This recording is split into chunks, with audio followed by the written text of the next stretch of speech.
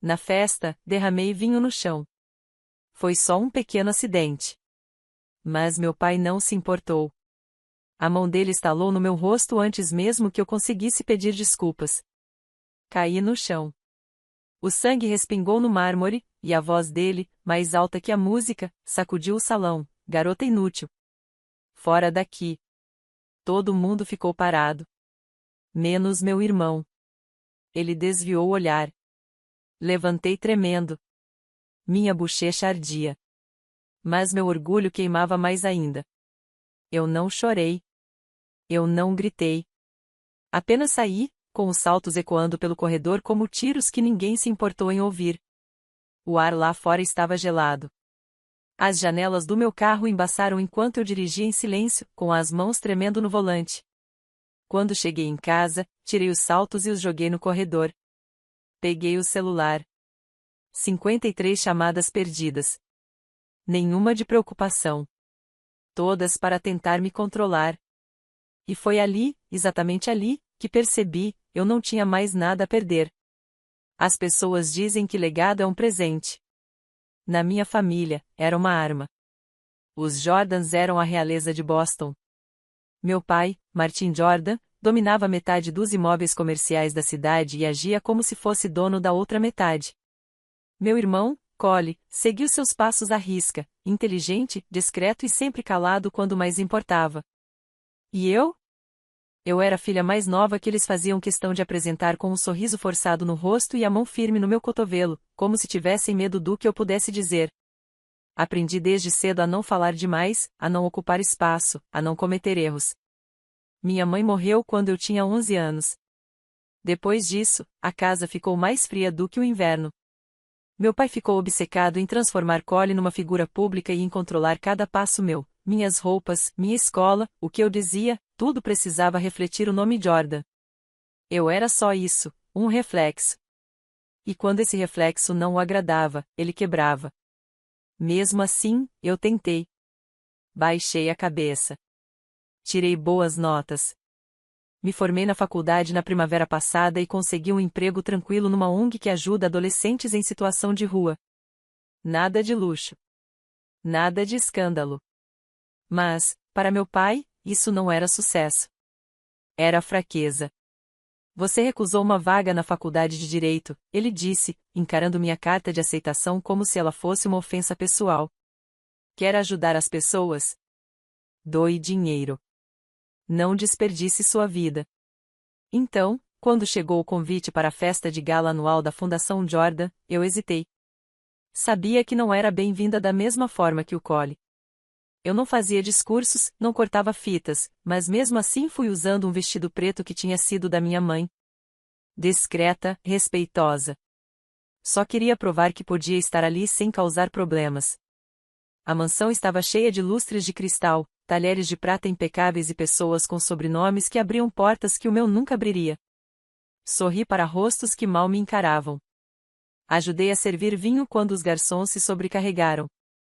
Ouvi a risada estrondosa do meu pai vindo do outro lado do salão, e vi Cole ao lado dele, acenando como uma sombra obediente com voz própria. Por alguns minutos, quase acreditei que tinha conseguido. Eu tinha sobrevivido à noite. Mas então meu salto prendeu na borda do tapete. O vinho voou em câmera lenta, descrevendo um arco vermelho até o chão. Meu coração disparou. Fiquei sem ar. E ele se virou. O tapa veio mais rápido que a vergonha.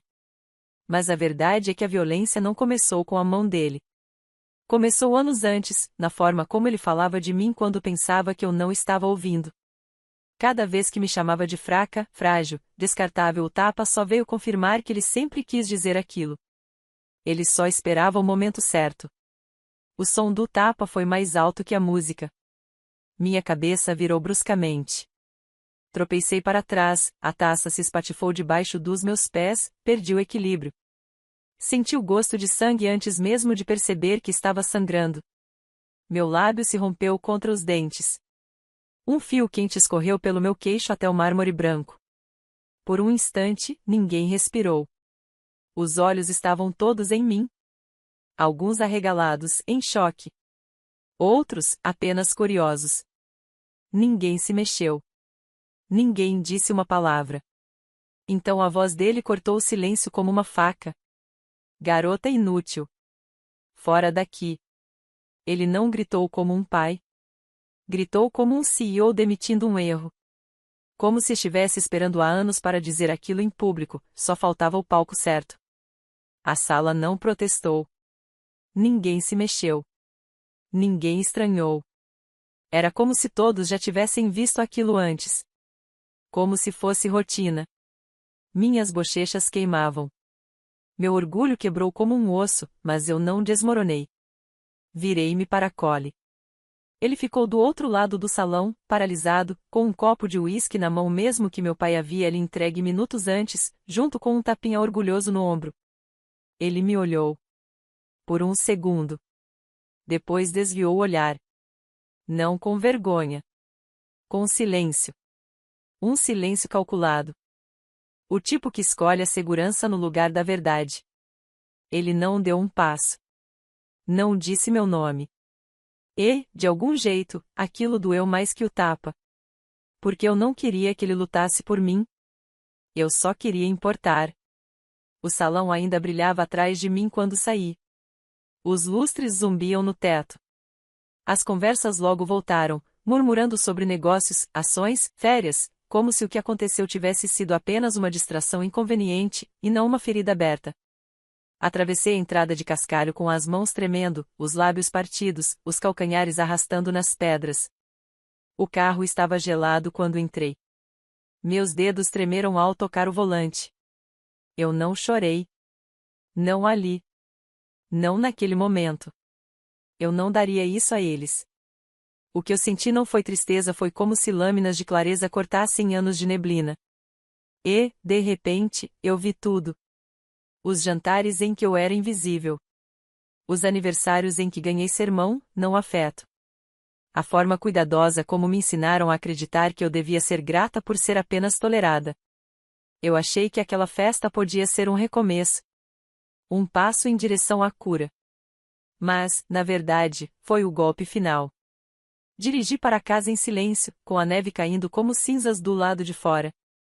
E ainda conseguia ouvir a voz dele ecoando na minha cabeça, garota inútil, como se ele tivesse talhado aquilo em mim.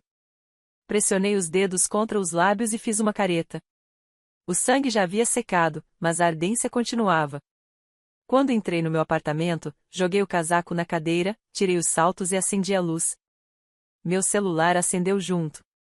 53 chamadas perdidas do meu pai, de Cole, do assistente da família, da administração da propriedade Jordan. Mas ninguém dizia, você está bem? Ninguém perguntava, chegou em casa em segurança? Sentei na beira da cama e fiquei olhando para a tela. Porque eu sabia que aquelas ligações não eram preocupação. Eram controle. Não atendi nenhuma das chamadas. Pelo menos não no começo. Fiquei sentada ali, olhando para os números na tela, nomes que um dia significaram família, mas que agora pareciam mais ameaças jurídicas do que laços de sangue. Já conseguia ouvir as vozes deles na minha cabeça, misturadas com aquela preocupação falsa, aquele tom controlado que sempre usavam quando estavam tentando apagar algum escândalo, como quem limpa uma mancha indesejada do carpete. Virei o celular de cabeça para baixo no sofá, mas ele continuou vibrando, insistente. Até que chegou uma mensagem de voz. A voz do meu pai, fria, precisa. A noite passada foi lamentável, mas acidentes acontecem. Não vamos exagerar. Você se envergonhou. Não envergonhe ainda mais esta família. Infeliz. Foi assim que ele me chamou. Não foi agredida, nem humilhada, nem expulsa sangrando diante de 50 pessoas enquanto meu próprio irmão desviava o olhar. Não. Para ele, foi apenas um inconveniente. Um ruído. Um problema de imagem. Toquei a mensagem de novo, tentando ouvir qualquer sinal de arrependimento. Mas não havia nada, apenas um aviso, maquiado em diplomacia. Depois veio uma mensagem do Cole. Precisamos conversar. Talvez você tenha interpretado mal o momento. Não deixe que as emoções destruam o que ainda resta. O que restava do quê? Da minha dignidade. Eu nunca fui realmente convidada a sentar à mesa. Nunca fui bem-vinda, só tolerada. Levantei de repente, tomada por uma fúria que me deixou tonta. Passei pelo corredor e me vi no espelho, lábios machucados, rímel borrado, suor colado no pescoço. Eu parecia uma versão apagada de mim mesma. Uma sombra. E então, vi algo. Atrás de uma vela empoeirada na estante, enterrado sob camadas de lembranças esquecidas, havia um caderninho espiral com capa verde desbotada. Minhas mãos trêmulas o puxaram para baixo. Era meu antigo diário do ensino médio. Mas não era feito de sonhos ou segredos adolescentes. Era um arquivo. Um registro silencioso de momentos que me obriguei a esquecer porque lembrar os tornava mais reais, mais pesados. Jantar. Ele disse que eu devia parar de usar preto, que parecia estar de luto pelo meu próprio futuro. Cole ganhou um Rolex. Eu ganhei silêncio. Meu pai contou aos convidados que abandonei a faculdade. Mentira. Eu não abandonei. Página após página, tudo ali. Escrevi aquilo porque precisava de uma prova. Pelo menos para mim mesma. Uma forma de lembrar que eu não estava inventando. Que eu não era louca. Nem sensível demais. Que havia um padrão. Um sistema. Virei até a última página ainda em branco. Peguei uma caneta. Rolei até o topo da página. E comecei a escrever. Na noite em que ele me bateu, comecei a escrever lenta, deliberadamente. Anotei onde aconteceu, quem estava presente, o que ele disse, e o que Cole não disse. Eu ainda não sabia o que fazer com aquilo, mas parecia o primeiro tijolo de algo que, talvez um dia, eu pudesse construir. Ainda não era um caso. Mas talvez fosse uma espinha dorsal. Passei a vida inteira me encolhendo, me fazendo pequena para caber, para sobreviver. E, finalmente, algo dentro de mim começou a mudar. Eu estava cansada de apenas sobreviver. Na manhã seguinte, o céu do lado de fora da janela ainda era cinza. O inverno de Boston tem aquele jeito sufocante como se até o clima quisesse te manter em silêncio. Eu não dormi de verdade, só apaguei, abraçada ao caderninho verde como se ele fosse uma âncora. Como se segurá-lo me impedisse de afundar. Meu celular não parava de vibrar. Mais ligações da propriedade. Um e-mail curto do assessor de imprensa da família. Era de uma mulher chamada Dana, que eu só havia encontrado 2 vezes na vida. Esperamos que isso possa ser resolvido discretamente. Evite declarações públicas ou envolver terceiros. Lá estava ela de novo, a mensagem velada, o controle. Nenhuma palavra sobre o que ele fez. Só contenção. Só gestão de danos. Fechei o laptop com força e me levantei. Eu precisava respirar. Pensar. Sair da câmara de eco do meu apartamento antes que ela me engolisse por completo. Peguei o carro e saí dirigindo. Não para o trabalho. Nem para a academia. Mas em direção a um nome que eu não dizia em voz alta há anos, Laia. A irmã mais nova do meu pai. A mulher que ele só mencionava com desprezo, sempre seguida das palavras imprudente, emotiva, vergonha da família. A mulher que havia sumido das festas e reuniões há mais de uma década. Lembrei dos rumores. Que ela se recusou a casar com um homem que Martin escolheu para ela. Que vendeu sua parte da herança para fundar uma ONG em Vermont. Que, na última briga aos gritos, teria dito: seu reino é construído sobre o medo. Ela foi a única adulta que já teve coragem de enfrentá-lo. E agora, mais do que tudo, eu precisava de alguém assim.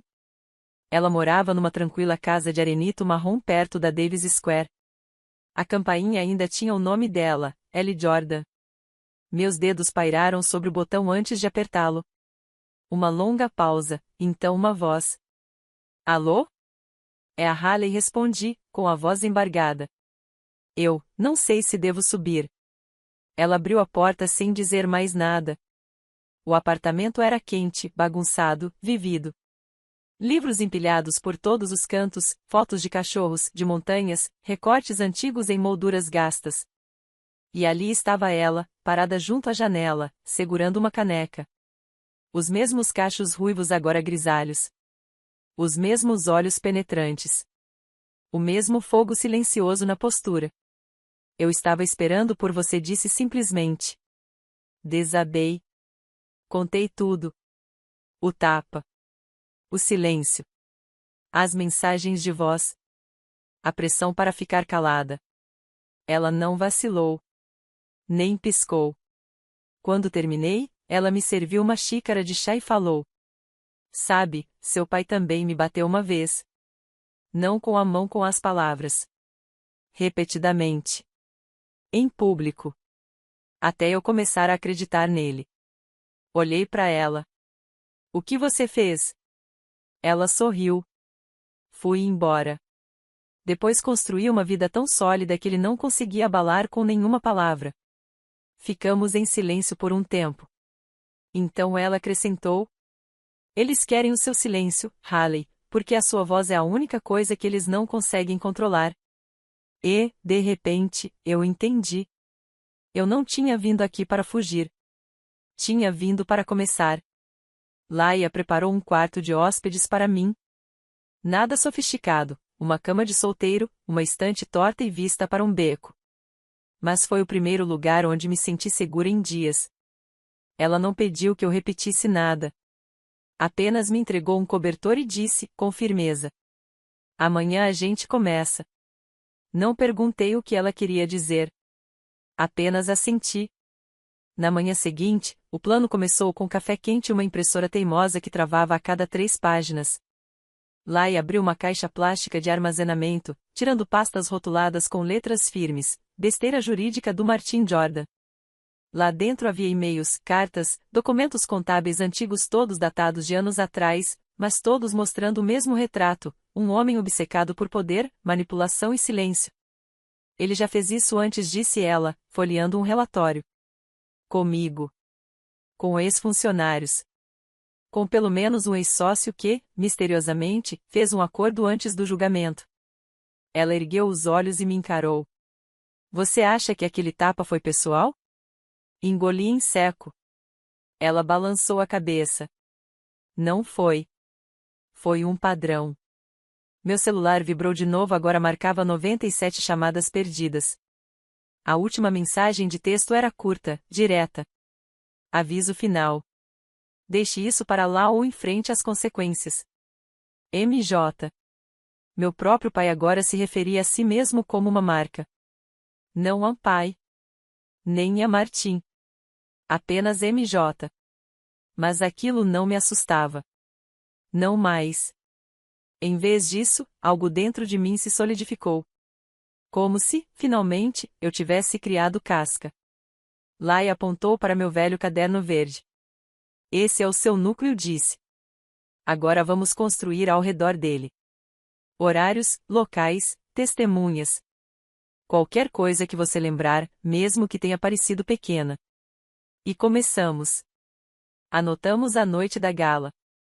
A arrecadação de fundos do outono passado, quando ele disse a um doador influente que eu era uma repórter entre empregos, rindo como se isso fosse uma piada. O Natal, quando deu um carro novo para Cole e me olhou nos olhos para dizer: Sua presença já basta. Seja grata. Gravei a mensagem de voz.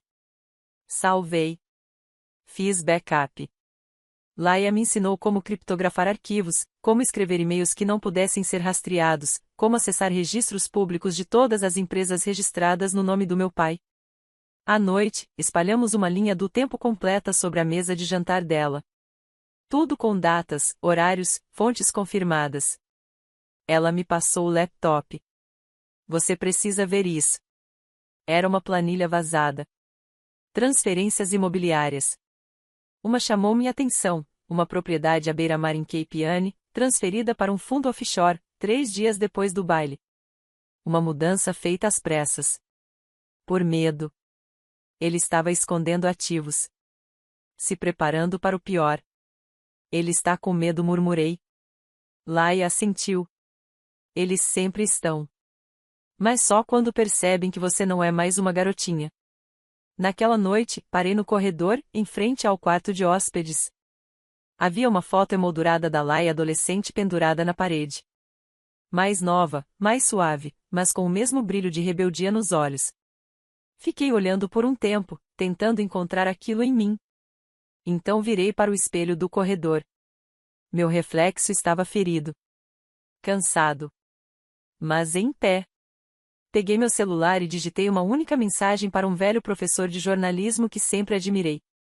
O que você sabe sobre publicar uma verdade que eles não querem que seja dita? Enviei. Horas depois, chegou o convite. Um e-mail. Assunto: vamos conversar com o Cole. Não era do meu pai. Mas era claramente redigido com o polimento frio da família Jordan. Profissional. Distante. Firme. Vamos nos encontrar. Papai quer esclarecer as coisas. Só nós três. Sem drama. Sem mídia. Podemos consertar isso. Consertar? Como se eu fosse uma torneira com defeito. Fiquei olhando para aquele e-mail por um tempo, depois mostrei para Laia. Vá, ela disse. Não por eles. Por você. Vá ver quem eles realmente são quando a máscara cair. Marcamos o encontro em um local neutro, uma sala privada no escritório de advocacia no centro. Sem garçons. Sem câmeras. Apenas 4 paredes frias, luz fluorescente e um silêncio grosso suficiente para ser mastigado. Cheguei primeiro. Cole entrou logo depois, vestindo um casaco azul marinho que provavelmente custava mais do que meu aluguel. Ele assentiu, evitando meus olhos. Depois, entrou ele. Martin Jordan. Padre. Pai. Acompanhado do assistente, que apenas lhe entregou uma pasta e saiu sem dizer uma palavra. Haley, ele disse, se acomodando na cadeira à minha frente com a arrogância de um rei tomando posse do trono. Você parece cansada. Não respondi. Cole pigarreou. Estamos aqui para consertar isso. Martin se inclinou à frente, entrelaçando os dedos. Você cometeu um erro. E erros são perdoáveis. Mas o que você está fazendo agora? Ele continuou, tornando tudo público, envolvendo a Laia, fuçando meus registros financeiros. Isso é imprudente. Dar um tapa na própria filha na frente de 100 pessoas também, respondi.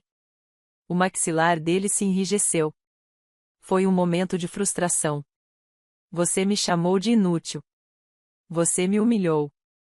Ri. Um som seco, amargo. Você me agrediu em público, e de alguma forma é você quem está envergonhado. Cole tentou intervir. Haley, ninguém aqui está dizendo que foi certo, mas existe uma maneira de lidar com isso sem destruir tudo.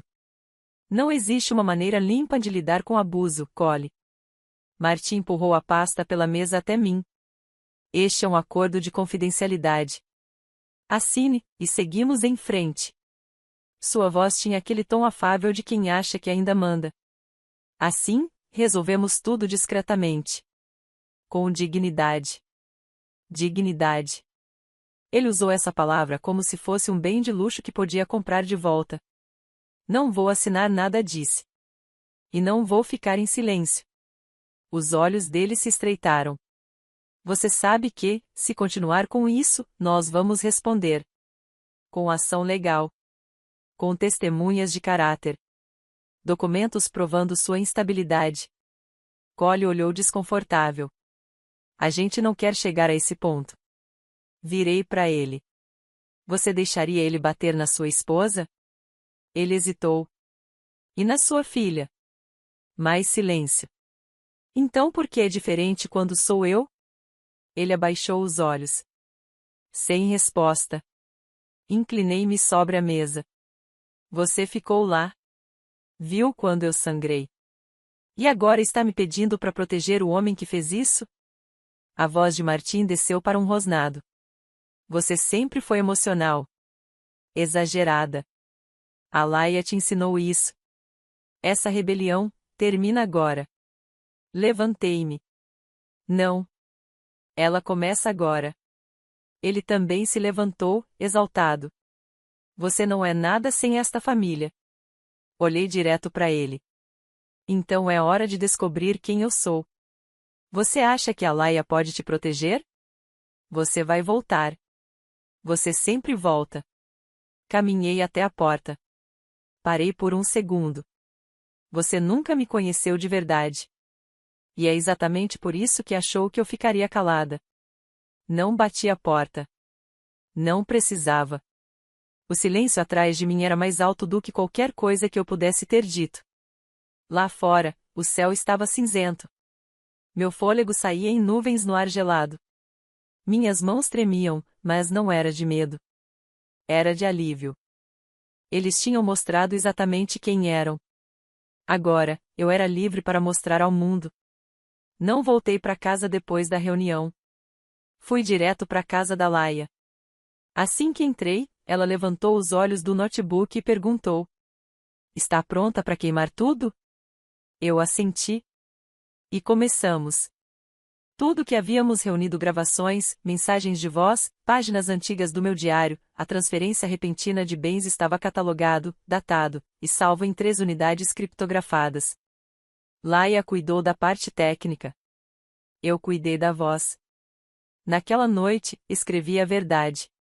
Não só sobre o tapa, mas sobre todos os anos que o antecederam. Escrevi sobre como é crescer invisível numa família obcecada com aparência. Sobre ouvir que eu era sensível demais, dramática demais, simplesmente demais. Sobre os jantares em que fui ridicularizada por ter opinião. Os aniversários esquecidos. Os quartos que eu limpava depois que os convidados de verdade iam embora. Contei a história que toda família perfeita espera que ninguém nunca tenha coragem de contar. Então enviamos. Um jornalista investigativo, antigo contato da Laia, topou publicar. Ele verificou tudo: documentos, transferências financeiras, registros imobiliários, cruzou com impostos e relatos de testemunhas que lembravam o suficiente para confirmar as rachaduras. Marcamos a data da publicação, véspera de Natal. Mesma noite do baile anual da Fundação Jordan. A ironia era perfeita. Eu não tinha convite. Não precisava.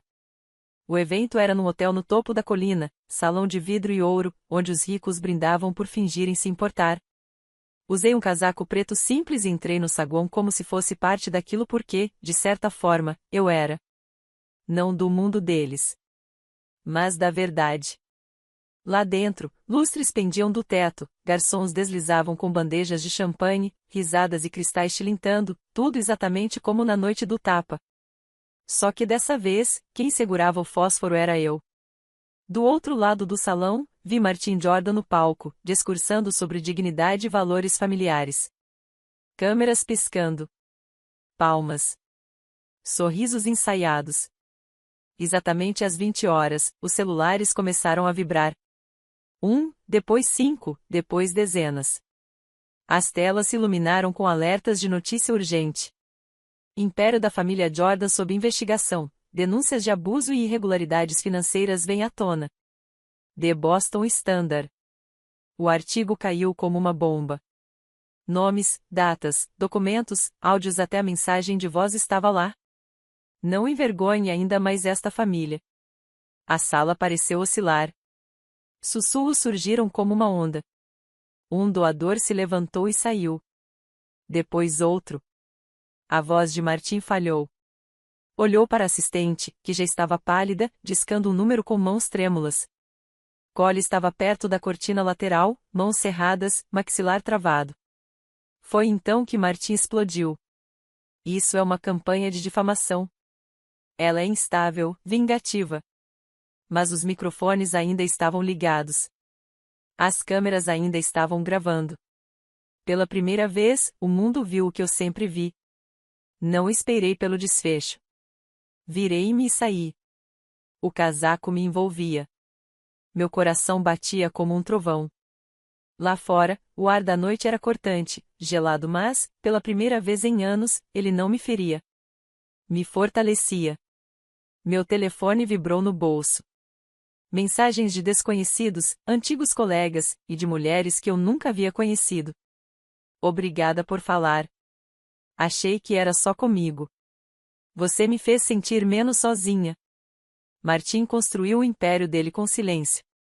Naquela noite, transformei esse silêncio em tempestade. Me mudei para um apartamento minúsculo, em cima de uma livraria. 3 semanas depois, um quarto pequeno com paredes de tijolos. Sem mármore, sem lustres importados. Apenas o cheiro de páginas antigas e o som do vento batendo na janela. Nada se parecia com a propriedade dos Jordan. E, por isso mesmo, era tudo o que eu precisava. Pela primeira vez na vida, fui eu quem escolheu onde colocar os móveis. Escolhi as cores da parede. Escolhi o silêncio. Mas não o silêncio que me foi imposto e sim o tipo que traz paz. O ciclo de notícias girou rápido. Em poucos dias, Martim estava sendo investigado por má conduta financeira. Patrocinadores se afastaram. Membros do conselho renunciaram. Cole ficou em silêncio. Mandou um e-mail. Espero que você encontre o que procura. Não respondi. Laia me visitava todo domingo. Trazia chá, livros novos e histórias que me faziam rir, até eu me lembrar que ainda podia rir. Certa manhã, abri um envelope sem remetente. Dentro, um bilhete escrito com uma caligrafia fria e afiada. Você destruiu a família. Espero que esteja orgulhosa. Dobrei o papel devagar e o joguei no lixo. Eu não estava orgulhosa. Estava livre. Comecei a trabalhar como voluntária num centro para mulheres no centro da cidade. Dei oficinas de escrita. Ajudava sobreviventes a contar suas histórias não para tribunais, mas para si mesmas. Para curar. Uma delas me perguntou: como você soube que era hora de falar? Respondi. Quando o silêncio começou a soar mais como a voz deles do que a minha. Naquela noite, sentei-me à janela, joelhos contra o peito, observando o horizonte de Boston brilhando por trás da névoa. Lá embaixo, a vida seguia. Pessoas correndo pro jantar. Risadas entre os prédios. Tomei um gole do meu chá e peguei meu velho caderno. Na primeira página, ainda estava escrito: a noite em que ele me bateu. Mas a última estava em branco. Abri e escrevi: esta é a primeira noite em que não sinto que preciso me explicar para ninguém. Fechei o caderno. Não para esquecer, mas para seguir. Porque eu nunca fui a garota inútil dele. Nunca fui.